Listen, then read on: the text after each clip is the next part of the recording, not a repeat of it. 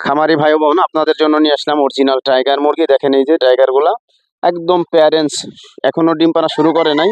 শুরু করবে হয়তো 1 সপ্তাহ 10 দিনের ভিতরে। ডিমের ডাক ডাকতেছে, বইলাগুলা লাল হয়ে যাচ্ছে। দেখেন এই যে ডিম পারবে এরকম একটা ভাব আসছে।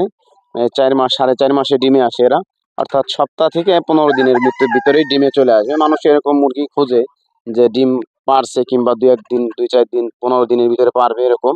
তো এখান থেকে 20 থেকে 25 পিস মুরগি বিক্রি করব, কেননা আসলে আমার জায়গায় হইতেছে না।